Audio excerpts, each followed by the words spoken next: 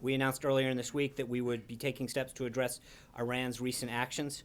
Today, the U.S. sanctioned 25 individuals and entities that provide support to Iran's ballistic missile program and the Islamic Revolutionary Quds Force.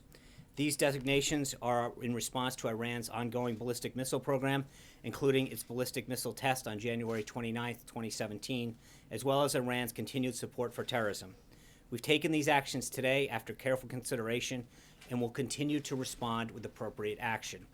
These designations mark yet another stop in our continued effort to aggressively target Iran's ballistic missile program and terrorism-related activities.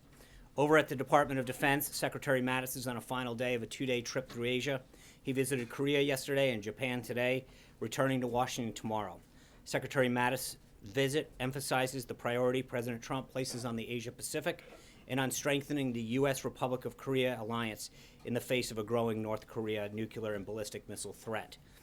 And the president's going to be signing some executive orders delivering some... I think one of the things that the president has said throughout the campaign during the transition and since becoming president is that he doesn't like to telegraph his options.